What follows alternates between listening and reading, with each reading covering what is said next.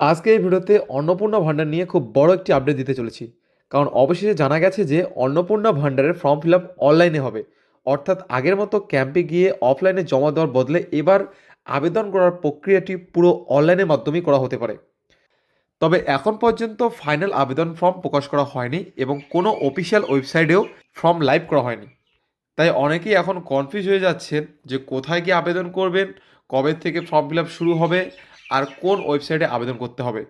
তো আপনাদের বলে রাখি, এখন পর্যন্ত সরকারিভাবে আবেদন শুরুর তারিখ ঘোষণা করা হয়নি। শুধু এইটুকু পরিষ্কার হয়েছে যে আবেদন প্রক্রিয়া অনলাইনের মাধ্যমেই হবে।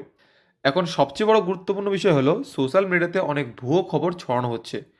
অনেক ইউটিউব ভিডিও বা ফেসবুক পোস্টে বলা হচ্ছে যে ফর্ম বেরিয়ে গেছে বা আবেদন শুরু হয়ে গেছে, কিন্তু বাস্তবে এখনও কোনো অফিসিয়াল সাইটে ফর্ম প্রকাশ করা হয়নি।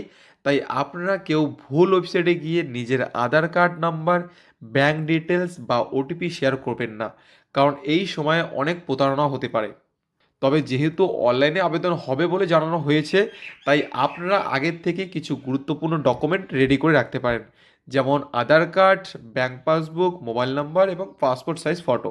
কারণ আবেদন শুরু হলে এই ডকুমেন্টগুলোর প্রয়োজন হতে পারে। আর অনেকেই ভাবছেন অনলাইনে আবেদন মানে কি নিজের মোবাইল দিয়ে করা যাবে? হ্যাঁ, মোবাইল দিয়েই করা যাবে আবেদন। তবে যাদের সমস্যা হবে তারা সাইবার ক্যাফে বা অনলাইন সেন্টারে সাহায্য নিতে পারবেন। সবচেয়ে গুরুত্বপূর্ণ কথা হলো, এখনও আবেদন শুরুর তারিখ প্রকাশ হয়নি, তাই আপনারা প্রতিদিন নতুন আপডেটের জন্য চোখ রাখুন। আর যখনই অফিসিয়ালভাবে ফর্ম প্রকাশ হবে বা আবেদন শুরু হবে, আমি আপনাদের সবার আগে সেই আপডেট দেওয়ার চেষ্টা করব।